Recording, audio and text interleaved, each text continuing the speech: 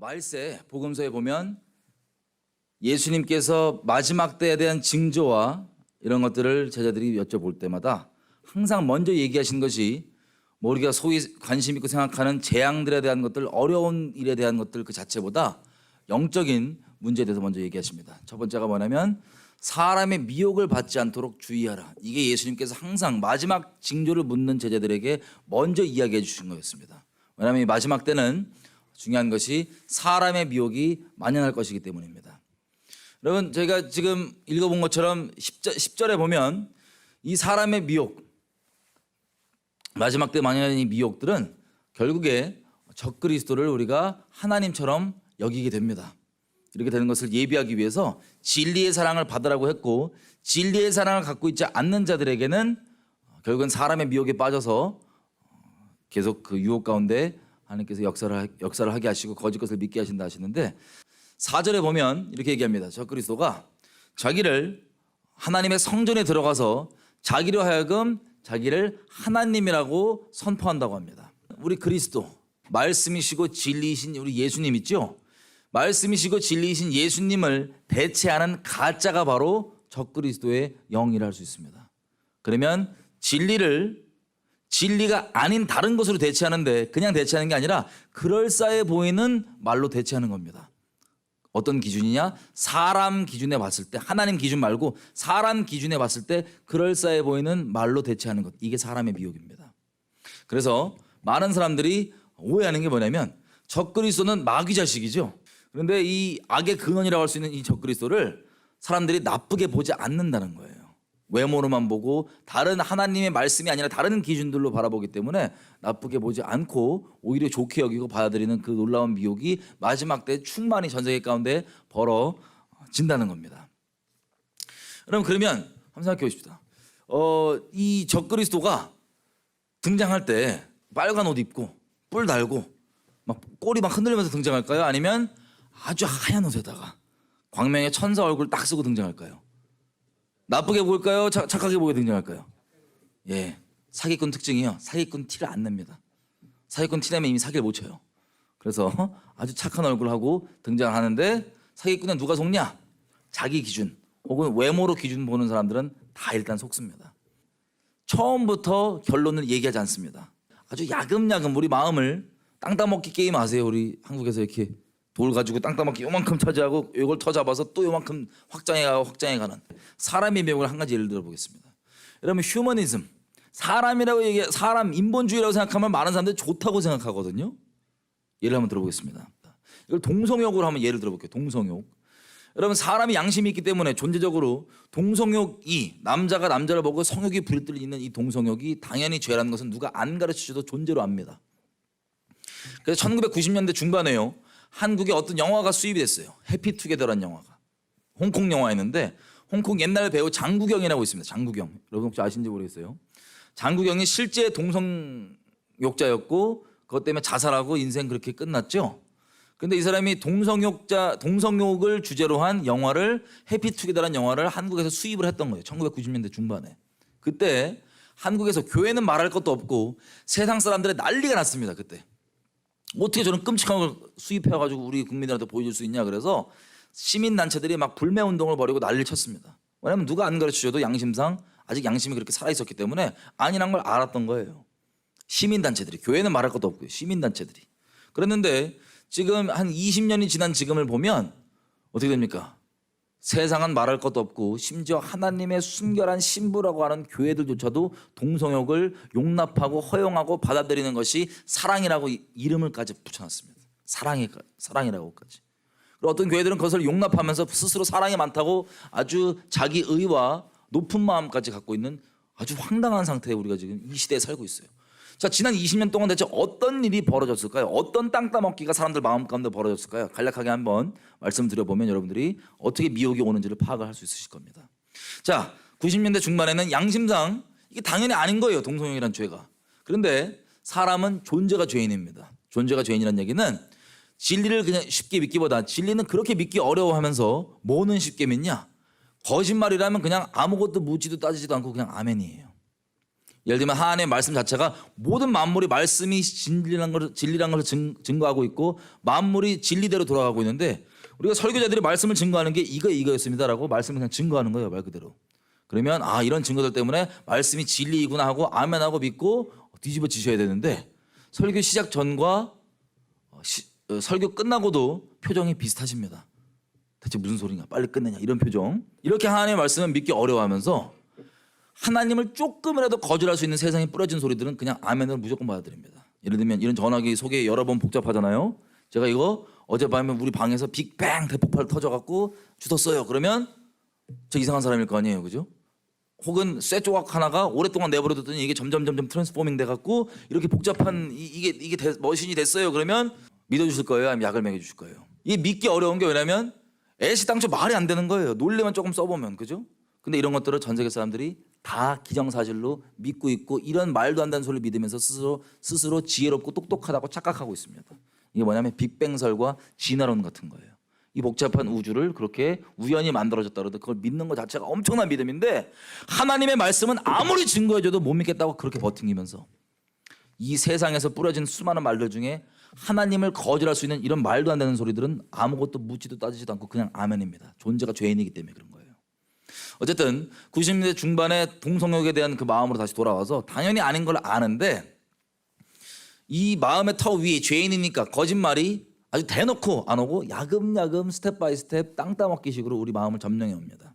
갑자기 다큐멘터리 영화를 하나 찍어요. 다큐멘터리 아니면 TV에서 뭐 인간극장 이런 거 있잖아요, 그죠? 이걸 찍는데 동성욕자를 삶을 담습니다. 닮을 때 여러분 뜨거운 거를 이거 막 활활 타고 있는 거 뜨거운 걸 잡으면 제가 뒤어요, 안 뒤어요? 화상 입죠? 모든 만물에 마찬가지로 죄를 저지르면 그에 따른 환난과 곤고가 따라옵니다. 대가가.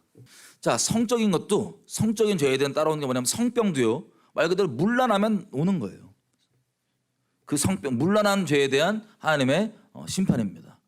그리고 동성욕을 그렇게 하게 되면 정서적으로 어떻게 돼요? 남자가 군대를 갔는데 남자를 보고 막 성욕이 불듯 일어나고 그러니까는 정서가 어렵겠죠. 장애가 있겠죠, 관계에. 그리고 육적으로도 당연히 에이즈라고 하는 심판이 임합니다. 자, 이런 식으로 뜨거운 거 잡으면 불나듯이 당연히 그 원인이 있는데 동성욕자를 다큐멘터리 TV 프로그램에서 촬영할 때 어떤 포커스로 촬영을 하냐? 그런 원인과 결과를 찍는 게 아니라 그냥 동성욕 가운데 머물고 있기 때문에 나오게 되는 그 장애들, 정서적 장애, 감정적 장애, 가정에서 관계 좀 어려운 것들, 친구들 사이 관계 어려운 이런 장애들만 인간적인 휴머니즘 관점으로 불쌍하게 딱 담습니다. 불쌍하게 보이게. 딱 담아가지고 이게 다큐멘터리로 나와서 TV에 틀어지면 사람들 마음에는 당연히 동성욕이 누가 안 가르쳐도 죄라고 알고 있지만 그 위에 땅 따먹기 거짓말이 영적으로 살짝 들어오는 게 이렇게 들어와요. 아, 이게 죄가 아니라 불쌍한 거네 라고 이만큼 땅 따먹기 당합니다.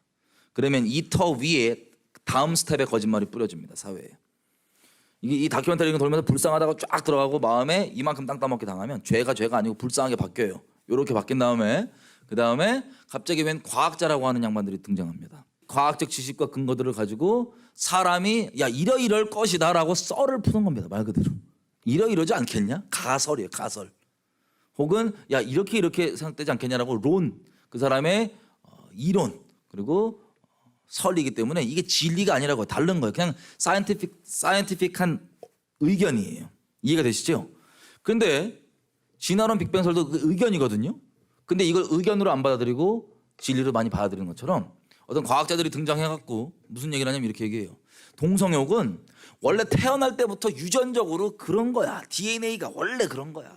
라는 거짓말을 뿌립니다. 이게 진리라면 하나님이 거짓말쟁이셔야 되는데 하나님은 거짓말하시는 분이 아니시죠. 아멘이죠. 이 과학자들이 자기 론을 이렇게 뿌리면 이 세상 사람들이 이걸 어떻게 받아들이냐면 다시 아무것도 묻지도 따지지도 않고 그냥 아멘으로 쭉 받아들여줍니다. 그러면 이 마음 터가 불쌍한 거였다가 그 다음 스텝이 뭐냐면 원래 태어날 때부터 그랬대라고 딱 확장이 되는 거예요. 진도가 거짓말이. 그러면 그때 원래부터 태어날 때부터 그러면 어떻게 해요? 아, 우리 뭐라 그러면 안 돼. 뭐라 그러면 차별하면 안 돼. 차별금지법이 쫙 통과됩니다. 아, 그러면 안 돼. 그 다음에 차별금지법 그 다음 스텝이 뭐예요? 차별을 안 하면 이제 이거는 원래 이렇게 태어난 거니까는 이걸 이제 합법화 시켜줘서 결혼을 합법화 시켜줘야 돼라고 다음 스텝. 그 다음 스텝이 결국 뭐예요? 동성욕과 모든 음란이 죄라고 얘기하는 하나님의 말씀이 불법화되는 겁니다. 그 사회에서. 그럼 하나님의 심판이 쏟아지는 거예요. 이런 식으로 처음부터 그 90년대 중반에 살던 사람들에게 야 동성욕은 불쌍한 거야. 아니 동성욕은 합법화해야 돼. 그러면 아무도 안 받아들일 거예요. 그런데 스텝 바이 스텝 우리 마음을 땅 따먹기 해오니까 그런 식으로 점점 선악이 아예 뒤바뀌게 됩니다. 이게 바로 미혹이 어떻게 우리 가운데 역사하는지예요. 근데 그 모든 기준들이 어떤 기준으로 오냐? 하나님의 말씀을 중심에 딱 갖고 있는 사람들은 그 미혹이 어느 수준으로 오든지 다 거부되고 미혹에 걸려들지 않습니다. 하지만 하나님의 말씀이 기준이 아니라 그냥 자기 인간적인 생각과 느낌과 의견들을 절대적 기준으로 갖고 있는 사람들이, 죄인들이 이것들을 야금야금 받아들이게 되면서 결국에는 선악을 뒤바꾸게 되는 겁니다. 여러분, 온 세상의 유일한 선악의 기준은 하나님이십니다. 아멘이죠? 그런데 문제가 뭐냐면 우리가 죄인으로서 뭐 먹었죠? 처음에 과일? 선악과 먹었죠? 이름이 왜 선악과냐? 하나님의 말씀에 먹지 말라고 했으니까 그냥 안 먹으면 되는데 하나님 말씀에 먹지 말라고 하는 그 말씀을 어겼기 때문에 그게 죄의 본질입니다. 하나님이 유일한 기준이에요. 그런데 왜 선악과라고 불리냐면 하나님이 유일한 선악의 기준이셔야 되는데 선악과를 먹었더니 그 죄의 본질이 뭐냐? 자기가 하나님의 재판장 자리에 딱 앉아요. 그래가지고 자기가 결정합니다. 이건 선한 거, 이건 악한 거, 이거는 거룩한 거, 이거는 세속적인 거. 하나님이 중심이 아니라 지가 중심이 돼버려요. 이게 죄의 본질입니다. 선악을 지가 판단하는 거예요. 여러분, 제가 아는 어떤 친하게 하는 건 아니었지만 이제 교회에서 어떤 애가 실화를 말씀드립니다. 어떤 애가 있었어요. 얘가 예수님을 믿게 돼가지고 방언 받고 막 하나님과 신앙생활 했다고 신나게 신앙생활을 하다가 잠깐 안 보이더라고요. 얘가 나중에 만났더니 뭐라고 얘기하냐? 하나님을 떠났대요, 자기가. 아니 하나님 잘 믿기 시작하다가 왜 갑자기 떠났나? 궁금해서 물어봤더니 하는 말이 인도를 갔다 왔답니다. 여행으로. 인도를 갔는데 인도에 가면 카스트 제도가 있죠. 거기서 맨 하위층 클래스 보면 언터처블이라 그래가지고 거의 인생의 소망 없이 땅바닥에 널브러져갖고 초점 풀려갖고 그냥 죽지 못해 살고 있어요. 그냥 이런 계급들이 있습니다. 얘가 가서 그 계급들을 보고 충격을 받은 거예요. 충격을 받고 어떤 결론을 마음에 내렸냐면 야 이런 끔찍한 상황을 내버려 두시는 하나님이면 난 이런 하나님은 안 믿어 라고 하나님을 그래서 안 믿겠다는 거예요. 아니면 여러분 가운데 이런 얘기 혹시 비슷한 얘기인데 들어보신 적 있을 거예요. 뭐냐면 여러분 막 믿음을 갖기 시작했더니 어떤 분이 교회에 다니신다고 하는 분이 와갖고 야 나도 너처럼 처음 믿을 때 열심히 믿고 다 해봤는데 야 뭐 해봤자 뭐 없더라 야 적당히 해 등등. 혹은 옛날에 나도 옛날에 교회 다녔어요. 그리고 지금 안 다녀요. 왜 안 다니냐? 그분들도 마찬가지. 열심히 뭐 되는 줄 알고 기도 열심히 해봤더니 안 되는 거예요. 비나이다 열심히 하면 콩고물 좀 떨어질 줄 알았더니 콩고물이 안 떨어졌다는 거예요. 그래서 하나님 안 믿겠다고 하는 이런 케이스들 여러 가지 종류가 있지만 비슷한 내용들을 여러분 들어보셨을 겁니다. 그러면 이런 케이스가 무섭게도 이게 뭘 의미하냐면 이미 마음속에 이 성경에 말하고 있는 살아계신 있는 그대로 하나님 말고 지네가 생각하는 하나님이 있어요. 자기네들이 만들어 놓은 하나님이 마음속에 있었어요. 그럼 하나님을 다시 이렇게 표현할 수 있습니다. 절대적 선악의 기준이라고 표현하셔도 됩니다. 이들이 갖고 있는 이미 이 선악을 자기가 스스로 판단하는 죄인으로서 자기 안에 절대 선악의 기준 혹은 자기 안에 하나님은 이럴 것이다. 하나님은 이래야 된다고 하는 자기가 만든 하나님을 모시고 있었던 거예요. 이 살아계신 실제 하나님 말고요. 그리고 있다가 이 가짜 하나님이죠. 만든 신이죠. 근데 문제가 뭐냐면 이 가짜 신이 스스로 만든 신의 이름이 여호와고 예수였어요. 그래서 사람들이 다 속는 거예요. 배교는 나중에 상황이 드러나면 그때 하는 게 아니라 이미 다른 신을 심령으로 섬기고 있었기 때문에 상황이 되면 그게 확인이 되는 것뿐입니다. 다른 신을 섬기고 있다가 살아계신 하나님과 실제 현실에서 부딪힌 거예요. 그러면 잘 보십시오. 하나님과 실제 관계가 있고 하나님의 인도하심을 받는 사람이라면 함부로 결론 내지 않고 하나님께 겸비하게 여쭙거나 기도하거나 묻거나 말씀에서 확인합니다. 그러면 하나님께서 말씀에서 확인해 주심으로 더 깊은 지경에 하나님 마음 가운데로 들어가고 더 깊은 진리 가운데로 인도됩니다. 그래서 하나님을 더 분명하게 맛보아 알게 되고 더 풍성하게 되는 거예요. 하나님의 관계가 더 깊어지는 달라지는 거예요. 하나님과 살아있는 관계에 있는 사람이 그런 현실을 마주쳤다면. 그런데 문제는 하나님과 살아있는 관계에 없는 사람이 이런 현실을 부딪히면 하나님을 이 사람들이 뭐라고 마음에 재판했냐면 이들을 재판한 거예요. 하나님을 딱 올려놓고 도마에 올려놓고 하나님은 나쁘다라고 판결을 지가 때린 거예요. 판결을. 여러분 이 무서운 일이 전 세계 세상에서 말할 뿐만 아니라 교회 안에서도 벌어집니다. 아주 충만하게 벌어집니다. 이 무서운 일이. 하나님 머리 꼭대기에 앉아가지고 자기가 하나님을 악하다고 판결을 내린 것. 그래서 저런 하나님은 안 믿겠다는 거예요. 자기가 더 의로우니까. 자기가 더 의로우니까. 왜 이런 일이 벌어지냐? 우리가 태어난 이 시대는 특별히 포스트 모더니즘이라는 시대입니다. 포스트 모더니즘은 절대 진리를 인정하지 않아요. 우리가 존재적으로 습득했던 선악의 기준들이 우리가 이 세상으로부터 온 것들이 선악의 기준이 돼 있는 겁니다. 우리 마음 가운데. 예를 들면 이런 식이에요. 제가 어떤 분과 논쟁이 붙었습니다. 예수님 말씀하신 대로 내가 평화를 주러 온 게 아니라 검을 주러 왔다 라고 얘기하시죠. 자, 어떤 것 때문에 논쟁이 붙었냐면 본질적인 진리 때문에 붙은 거예요. 비본질적인 무슨 뭐 침례를 요렇게 받아야 담 갖다 빼야 되냐, 요거 물 발라야 되냐, 세례 받아야 되냐, 그런 비본질적인 논쟁이 아니라 오직 예수에게만 구원이 있냐, 다른 신에게도 구원이 있냐, 이런 아주 본질적인 것 때문에 논쟁이 붙었다고 생각해 봐요. 제가 너무 막 다투게 되고 막 그러니까 좋은 게 좋은 거잖아요. 그래서 평화를 위해서 저 사람 네 말도 어느 정도 일리가 있고 내 말도 일리가 있으니까 오직 예수 안에 구원이 있을 수도 있고 없을 수도 있다고 하는 우리 중간 합의를 보자. 정반합. 그래서 합의를 보고 뭐 오직 예수일 수도 있고 아닐 수도 있고 라는 말로 합의를 봐가지고 둘 사이에 분쟁이 그치고 평화가 찾아왔어요. 그리고 사이가 좋아졌습니다. 여러분 세상 사람들 기준으로 한번 선악을 한번 보겠습니다. 자, 지금 평화가 있죠. 그리고 서로 적당히 의견을 숙이고 타협을 했단 말이에요. 그죠?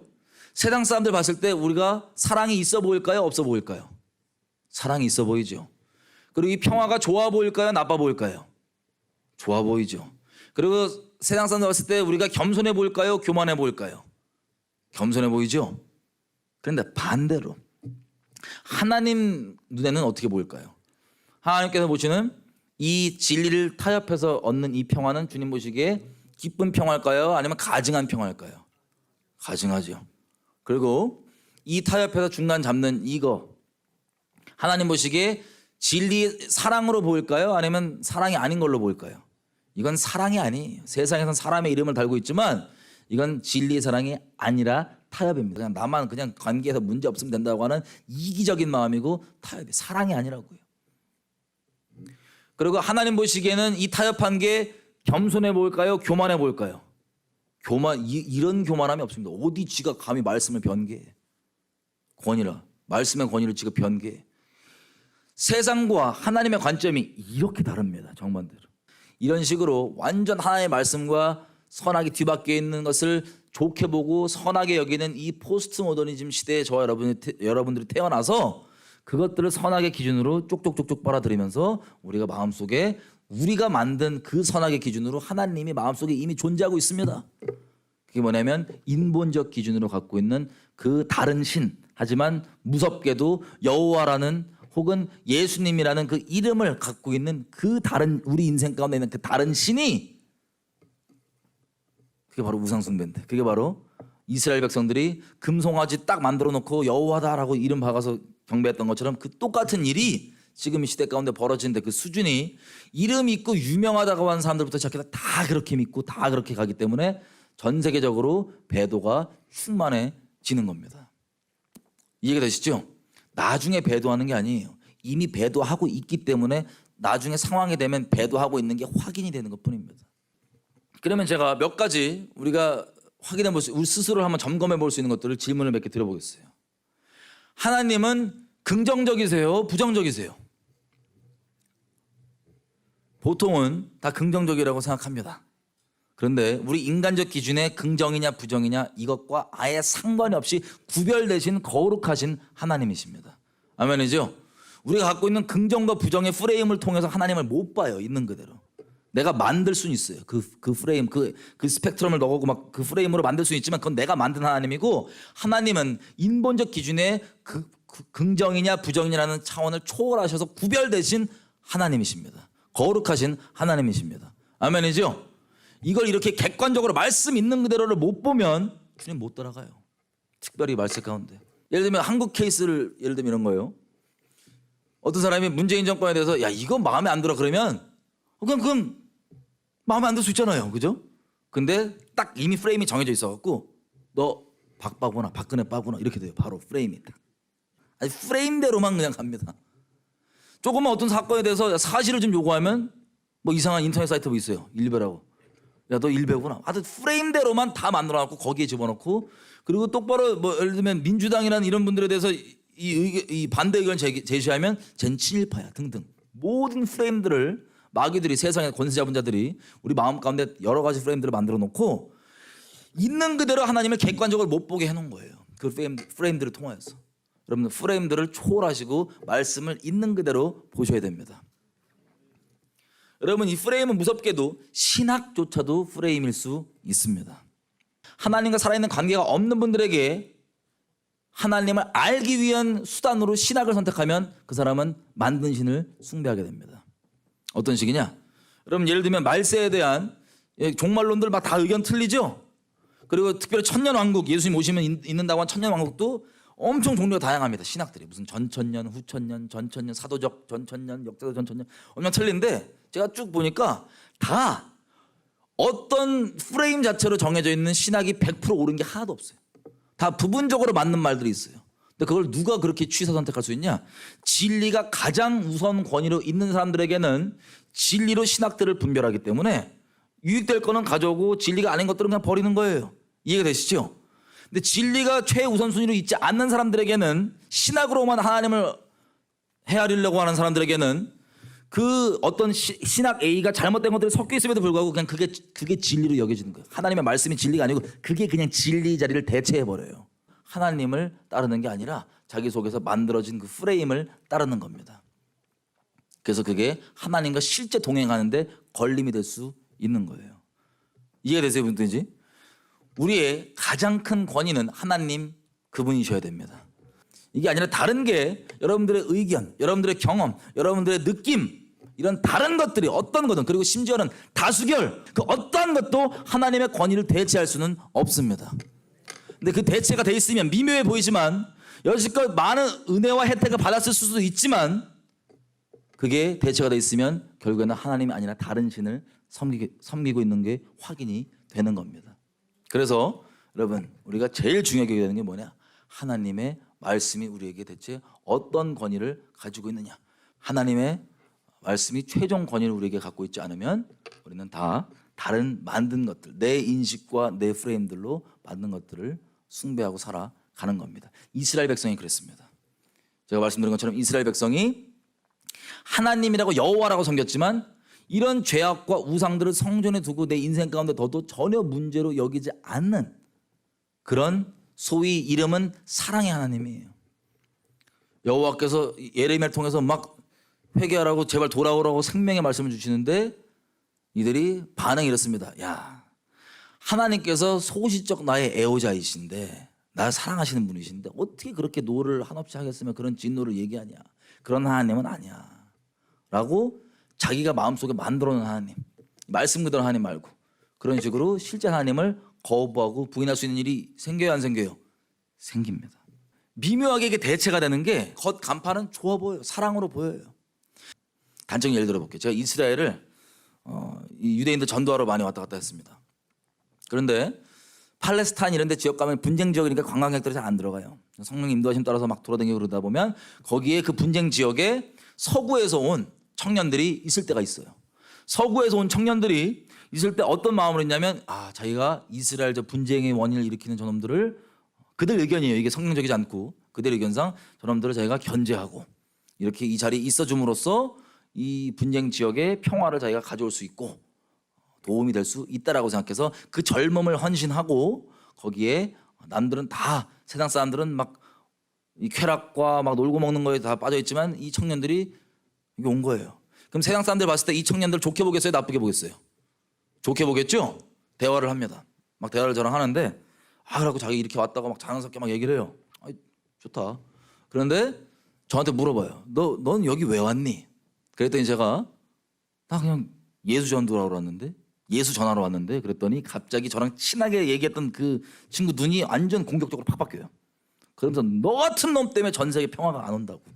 너 같은 놈이 평화를 깨고 너 같은 놈이 분열을 조장하고 너 같은 놈이 나랑 방금 전까지 친했는데 딱 한 가지 때문에 갑자기 태도가 확 바뀌어요. 뭐예요? 진리이신 우리 예수님 때문에 확 바뀌는 거예요. 태도가. 이 적그리스도 세력이 경건의 모양은 있어요. 외모적으로 볼 때 흠이 없어 보여요. 마치 서기관과 바리새인들이 모양으로는 종교적으로는 흠이 없어 보이지만 예수님을 잡아주겠다는 적그리스도 세력이 이들의 영적 실체인데 눈으로 볼 땐 아무도 그렇게 못 본다고요. 근데 이게 중심이 결론적으로 진리를 위하느냐 진리를 대적하느냐 이거의 차이로 우리가 진리를 유일하게 진리로만 분별을 할 수가 있는데 이 사람들 보세요. 세상에서 얼마나 헌신 많이 하고 평화를 위해서 일하는 헌신된 사람들 좋은 사람들로 봐요. 근데 진리를 대적합니다. 이게 적그리스도 세력이에요. 제가 2011년도에 일본에서 큰 지진이 났을 때 뭐 후쿠시마죠. 큰 지진이 나왔고 많은 거기 있는 외국인들이 막 나가고 그랬습니다. 교회들도 빠지고 막. 그때 저랑 이제 주변에 이제 기도하는 우리 이 친구들이 들어갔어요. 일본으로. 거기서 좀 도와주고 영혼들에게 복음 전할 수 있도록 들어갔더니 우리 무명의 그리스도인들 전 세계에서 다 모였더라고요. 보니까. 근데 미국에서 온 어떤 그리스도인들이 있었어요. 그럼 미국에서 방사능 위험도 있고 그러면은 참 귀한 거잖아요. 그죠? 그렇게 오면 저랑 대판 붙었습니다. 그 미국 그리스도인들이랑. 뭐 때문에 붙었냐? 다른 것 때문이 아니에요. 그냥 로마서 1장에 막 로마서 1장 얘기하다가 동성욕이 남자가 남자를 보고 성욕이 부릴 듯하며라고는 그 구절 가지고 이거 러스트다. 이거 그냥 육신의 적용이다 딱 그랬더니 화가 난 거예요. 이 사람들이 저한테. 네가 뭘 하냐고. 내 주변에 이 게이 친구들 많은데 게이 친구들이 정상적인 결혼한 커플들보다 훨씬 더 신실하다고.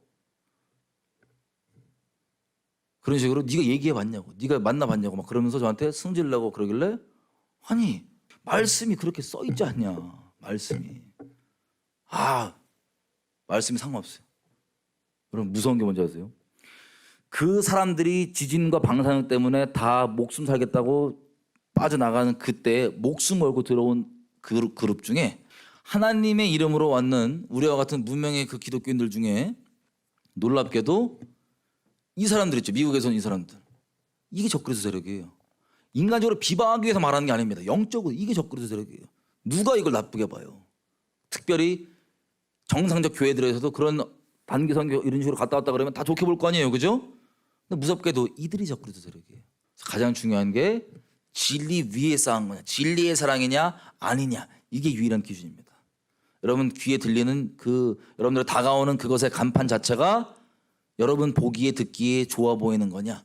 예를 들면 사랑, 연합, 용서, 화해 등등등 우리 인간적 기준으로 들었을 때 듣기에 좋아 보이는 거냐가 아니고 말씀이 뭐라 하느냐. 이게 기준이 되지 않으면 저렇게 속아서 넘어가는 겁니다. 그래서 결론적으로 이거를 영적으로 얘기하면 적그리스도형이잖아요. 와서 점점 사랑을 대체하는 거예요. 아까 제가 동성욕 말씀드렸다시피 동성애라고 부르잖아요. 사랑이라고. 이거부터 속는 거거든요. 동성욕인데 동성애라고 부르는 것부터 용어로 우리가 속은 거예요. 그러면 하나님께서 분명히 가증한 죄라고 얘기하는 것을 사랑이라고 부르기 시작하면 이게 뭐예요? 진리가 우리 인생 가운데서 대체가 된 거예요. 다른 걸로. 이런 식으로 이걸 진리를 다른 걸로 인본적 기준으로 봤을 때 좋아 보이는 걸로 대체시키는 미혹, 이걸 영적으로 적그리스도의 영이라고 합니다. 이렇기 때문에 사람들이 이걸 나쁘게 못 보는데 이게 바로 마귀적인 거예요. 여러분 빛과 어둠은요 공존이 안 됩니다. 어둠에 빛을 대면 어둠이 1초라도 버텨요? 아니면 그냥 박살나버려요? 박살나버리죠? 사탄을 만약에 이걸 숫자로 표현해서 거짓말이 100% 거짓말이 있다 치고 진리가 100% 참이라고 쳐봐요. 이 두 개가 부딪히면요 거짓말이 버티지를 못합니다. 사탄은 진리와 별개로 독립적으로 무슨 얘기를 안 해요. 모든 사탄이 하는 말은 이 거짓의 합인데 대놓고 하나님과 진리이신 하나님과 맞짱을 못 듭니다. 그러면 상대가 안 되고 박살나고 정체가 다 드러나기 때문에 이놈이 항상 하는 게 뭐냐?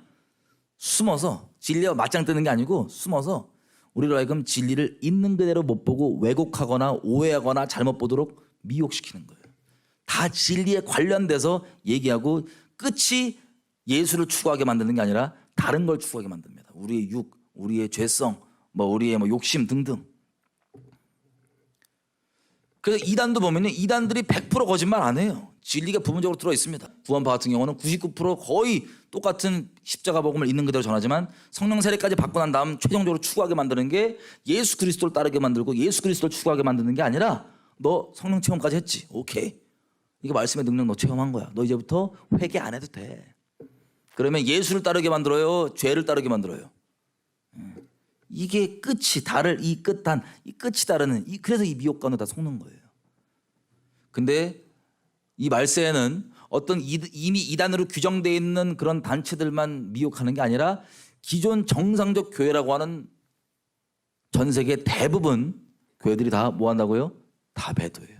이런 식으로 마음 가운데 이미 다른 하나님을 섬기고 있기 때문에.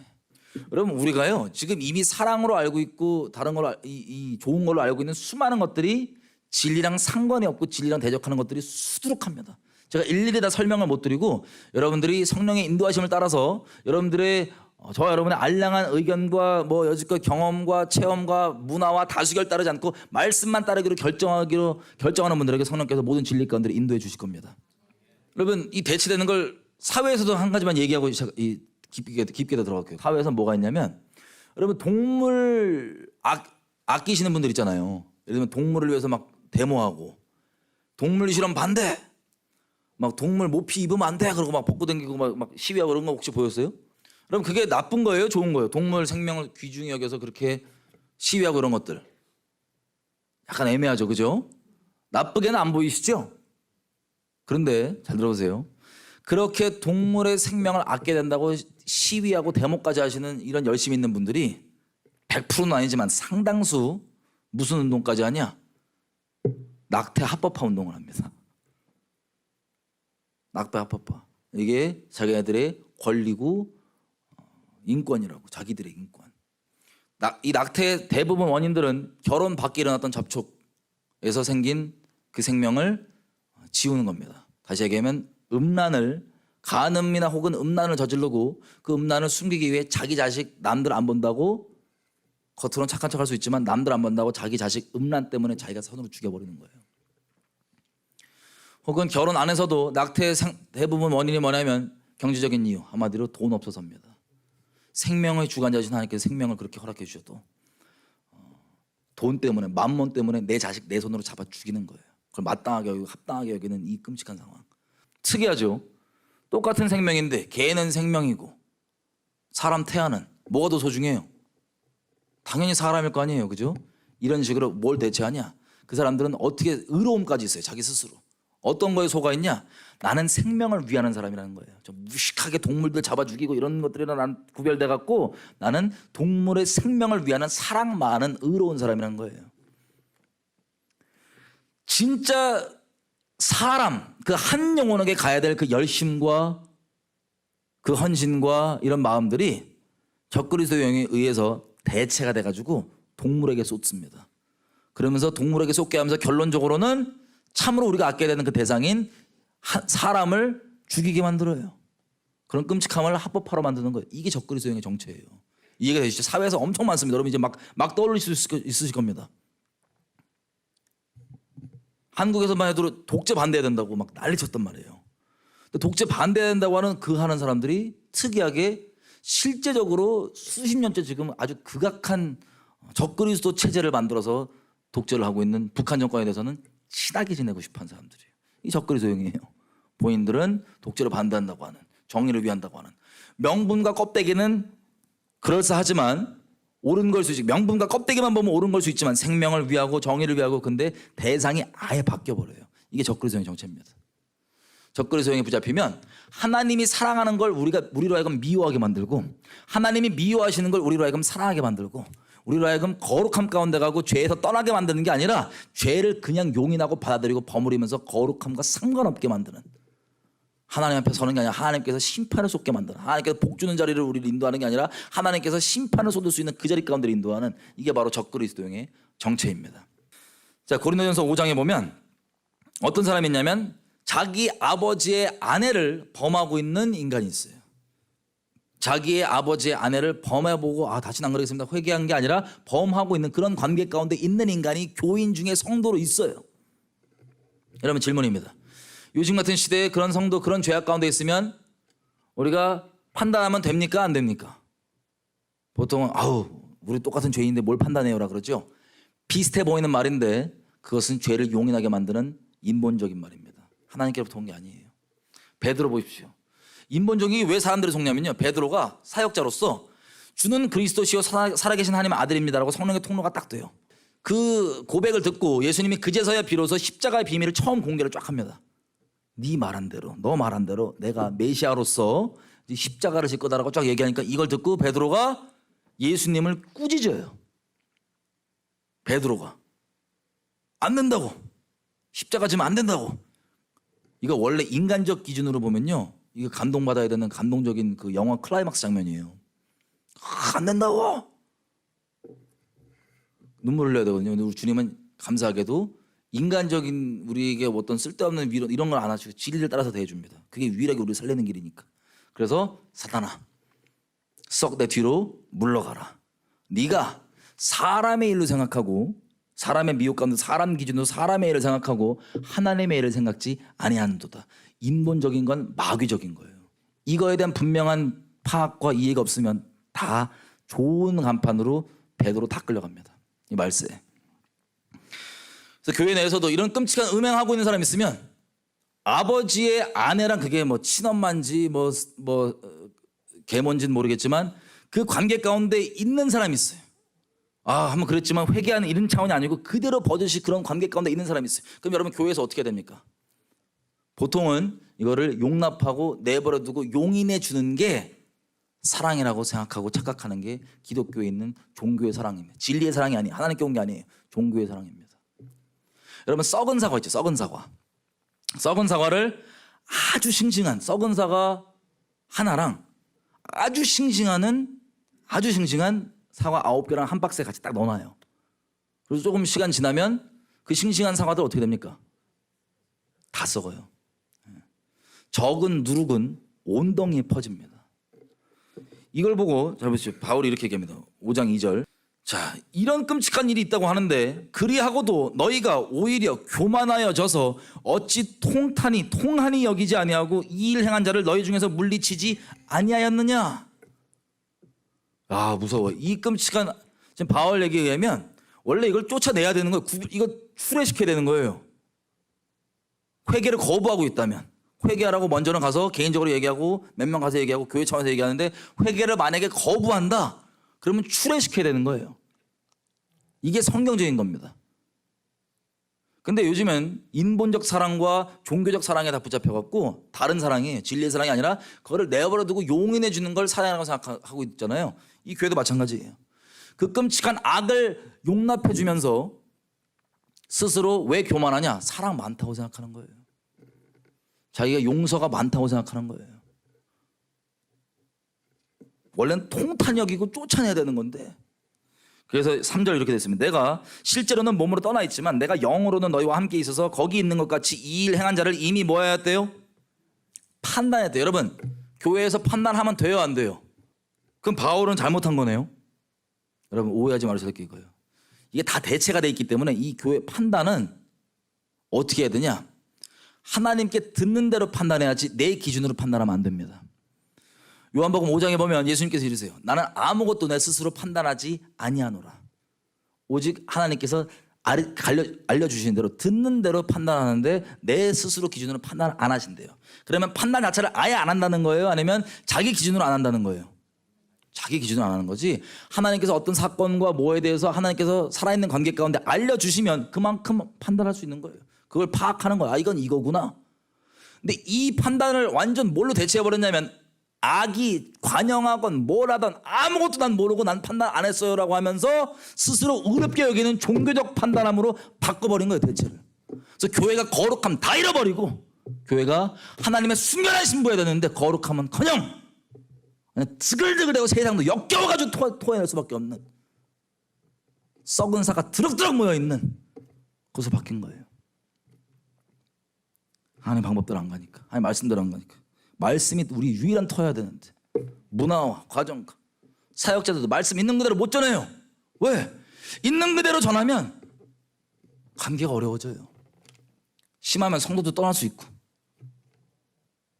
헌금도 안 나올 수 있고 나오던 월수만큼 이 유지돼야 되는 이게 안 될 수도 있고 어떤 이유든 간에 진리 있는 그대로 증인이 못 된다. 절망입니다. 그게 교회가 교회되지 못한 전 세계 가운데 근본적인 원인입니다. 진리가 인본적 기준과 대체가 된 거예요. 그래서 오히려 죄악 가운데 있는 사람을 오냐오냐 해주고 우쭈쭈 해주는 게 사랑이라고 생각하는 이 종교 사람과 대체가 되어 있기 때문에 교회가 예수의 이름으로 모이나 예수의 능력 없고 거룩함 없고 말씀 위에 온전히 서는 겁니다. 여러분들은 인생 사시면서 사람의 기준으로 타협하시면 여러분 배도하십니다. 머리로는 알고 아유 이건 그래도 이렇게 돼야지 이런 식으로 다르잖아요. 여러분 머릿속에 아는 진리가 여러분 안에 지식으로 있는데 이걸 행하지 않잖아요. 있는 그대로. 여러분 외식자로 사세요. 엄청난 가식. 여러분의 진리에 관한 지식이 여러분을 엄청난 위선자로 만듭니다. 수많은 배도하는 분들, 사역자들, 제 주변에 있는 분들도 제가 너무 충격받았고 하나님께 여쭤봤어요. 하나님, 아니 저 양반들이 다 알고 설교까지 하는데 어떻게 저렇게 배도를 할 수 있냐고 행동으로. 그럼 앞뒤 다르게 저렇게 행동을 아무렇지도 않게 할 수 있냐고. 하나님의 응답이 너무나 충격적이었어요. 뭔지 아세요? 평상시 때 예를 들면 저 같은 경우는 설교자잖아요. 설교자가 내가 설교한 대로 안 살잖아요. 그럼 양심이 찔려요. 내가 설교한 대로 안 살면 찔리는데 이때 초이스가 두 가지밖에 없습니다. 내가 회개하고 내가 설교한 대로 그대로 살든지 증인으로서 아니면 에이 또 어떻게 그렇게 사냐 그러고 양심이 찔림에도 불구하고 그거를 회개 안 하고 그렇게 계속 살아요. 설교한 것과 상관없이. 그러면 양심이 화인 맞죠? 이게 지경이 점점 넓어져서 나중에는 어느 지경까지 되냐. 본인이 한 말 본인이 안 지키는 게 아무렇지도 않아요. 점점 이게 이슈가 커지고 이 지경이 넓어지니까 무엇까지 해도 아무렇지도 않냐. 설교는 배도하지 말라고 분명하게 얘기하는데 행동으로는 배도해놓고도 아무렇지도 않아요. 양심이 이 화인 맞아 있는 심판받은 자니까. 그래서 예수님 뭐라고 얘기하십니까? 저들이 얘기하는 바는 너희가 듣고 행하되 저들의 행위 본받지 말아라. 여러분 예배당에서 회개하기 거부하잖아요. 내쫓으셔야 돼요. 실제로 회개하기 거부하지 내쫓으셔야 돼요. 그래야지 교회가 교회됩니다. 적은 누룩이 온 땅에 퍼지거든요. 그래서 오해하실까 봐 9절에 이렇게 되세요. 5장 9절. 내가 너희에게 쓴 것에 음행하는 자들은 사귀지 말라 했지만 이 말은 세상에 있는 온갖 음행한 자들과 이런 죄인들을 아예 사귀지 말라는 게 아니다. 그러려면 세상 밖을 나가야 되는데 그게 아니라 11절 이제 내가 너에게 쓴 것은 만일 어떤 형제라고 하는 성도라고 하는 그리스도의 몸된 교회의 지체라고 하는 그 사람들이 그렇게 하고 있으면 그거는 잘라버리라고. 이 구별됨이 없이는 거룩함이 없습니다. 거룩함은 구별되는 거예요. 이 모든 프레임과 이 수많은 것 가운데 구별되는 거예요. 거룩함이 없이는 누구도 주를 볼 수가 없다고 하시는데 이 거룩함은 가장 우리의 근본이고 제일 우선순위가 되는데 이거를 다 상실이에요. 그냥 문화가 여지껏 그래 왔으니까 교회 문화가. 여러분 한번 상상을 해보십시오. 이 기준에 지금 간략한 기준 정말 나눌 게 너무 많지만 간략한 기준 하나 나왔는데 여기에 부합한 교회가 여러분 머릿속에 많이 있으세요 없으세요? 여러분 여지껏 교회 경험들 거의 없죠. 지금부터 하시면 됩니다. 왜냐하면 이 말씀대로 안 가면 반드시 배도한다니까요. 반드시. 말씀대로가 우리 하나님이세요. 말씀대로가 아닌 게 다른 신이에요. 여러분 더 이상 예수님의 이름으로 여러분 주변 사람 전도하는 거라 할지라도 다른 신 전하면 안 돼요. 말씀 있는 그대로 전해야 돼요. 하나님이 알아서 그걸 증거해 주십니다. 여러분들 하나님 굳이 좋은 분처럼 보이게 하려고 변화할 필요가 없어요. 있는 그대로 증언해 주면 주님이 성령으로 증거해 주십니다. 때가 되면. 그럼 그때 그 사람이 정말 예수의 증인으로 돌아오는 거예요. 결론적으로 9절부터 10절 보면 이렇게 되어 있습니다. 불의한 자가 하나님의 나라를 유업으로 받지 못하는 줄을 너희가 알지 못하느냐. 하나님은 거룩하셔서 죄와 섞일 수가 없으십니다. 미혹을 받지 말아라. 어떤 미혹이냐. 음란하는 자, 우상숭배하는 자, 간음하는 자, 탐색하는 자, 남색하는 자, 도적, 탐남, 술 취하고 후욕, 토색 이 사람들은 하나님의 유업으로 받지 못한다. 근데 왜 미혹하지 말라고 먼저 시작해요? 이런 죄악 가운데 머물러도 하나님 나라를 유업으로 받을 수 있다고 하는 미혹이 퍼지니까 그래요. 그 미혹이. 그게 말씀대로가 아닌 우리가 만든 겁니다. 내가 분명히 배도가 뭔지 아는데 내가 그거를 행동으로 하고 있잖아요. 찔려요. 하나님께서 우리를 찔린다면 아직까지 회개할 수 있는 기회를 허락해 주시는 겁니다. 감사히 이렇게. 찔리는데 이걸 내가 회개하기로 결정하지 않으면 다른 초이스가 뭐냐면 이걸 그냥 용납하는 거잖아요. 내가 이거 유지하겠다는 거잖아요. 그러면 본인도 찔리고 다른 사람들 계속 뭐라 그러기 때문에 뭘 갖고 와야 되냐?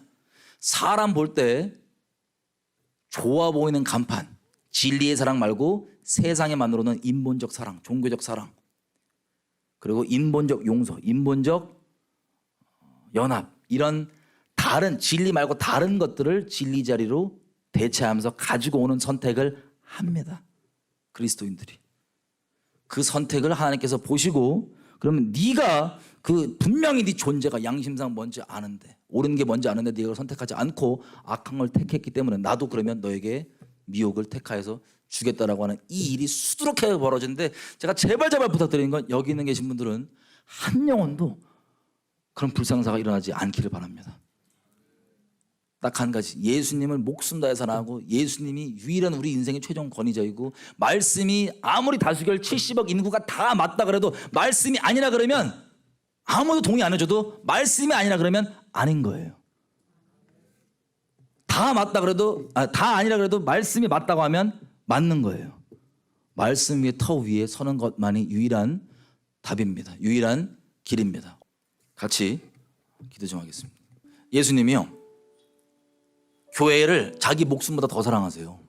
교회를. 근데 요한계시록에 보면 7교회 나오잖아요. 그 7교회들이 예수님 이름 때문에 순교당하고 죽어나가는 환난 가운데 있습니다. 어려운 상황 가운데 있다고요. 그 7교회들이. 그런데 예수님이 자기 목숨보다 소중히 여기는 게 교회인데 자기 때문에 신랑이신 예수님 때문에 죽어나가는 거 보면 예수님 마음이 어떠실까요? 우리가 상상하는 것보다 훨씬 더 격한 사랑과 여러 가지 마음들로 있으실 겁니다. 그런데 여러분 두 교회 빼놓고 그 교회들한테 뭐라고 얘기한지 아세요? 죄를 있는 그대로 책망해 주면서 돌이켜 살기 위해서 얘기해 주는 거예요. 그럼 사실 말이 내가 무릇 사랑하는 자를 책망하노니 제발 회개해라. 목숨을 건져라. 여러분 그 자기 때문에 어려움 가운데 있는 이 교회들에 대해서 인본적이고 막 오냐 우주주의 주는 이런 차원이 아니라 이들은 그래도 유일하게 살 길이 믿음으로밖에 상황이 돌파 안 되고 승리는 믿음으로밖에 안 가고 진리로밖에 우리가 거룩히 될 수 없고 이거밖에 유일한 다른 길이 없으니까 예수님께서 이들을 안 사랑하셔서가 아니라 사랑하는 마음으로 진리를 따라서 대해줍니다. 그게 그들에게 유일한 길이니까. 그 하나님의 진리를 따라서 우리를 사랑해 주시는 그 표본 전체가 창세기 1장 1절부터 계시록 끝장 끝절까지가 우리를 어떻게 진리로 사랑해 주셨는지가 기록되어 있는 겁니다. 지금 제가 기도할 때 하나님 내 마음에서부터 내 생각에서부터 내 경험과 내 모든 있는 하나님에 관하여서 말씀과 상관없이 인본적으로 대치되어 있는 부분들이 있다면 다 완전 불살라 주십시오. 내 마음 가운데 하나님 말씀 그대로 왜 내가 만들어 놓은 하나님이 있다 다 깨뜨려 주십시오. 내가 정말 살아계셔서 모든 우주를 주관하신 유일한 한 분이신 하나님만을 내가 사랑하고 경외하고 따르기 원합니다. 내가 내 이웃들도 내 사랑하는 가족들도 내 사랑하는 성도들도 서로 미운 마음이 아니라 진리를 따라서 영혼들을 진실되게 사랑하며 갈 수 있도록 내가 이 사랑 없어져서 식어가는 이 시대 가운데 진리의 사랑의 증인으로 설 수 있도록 도와주셔서 배도하거나 미혹되지 않고 주님에 따라서 계속해서 가기 원합니다. 이사야서 66장 5절부터는 이렇게 살면 핍박이 있겠지만 그래도 사람들이 동의 안 해도 말씀이 그렇다면 그런 줄 알고 살아가는 그런 굳은 심지에 충정된 하나님의 사람을 살 수 있도록 도와주십시오. 우리 주여 한번 외치고 성령의 은혜를 구하며 기도하시겠습니다.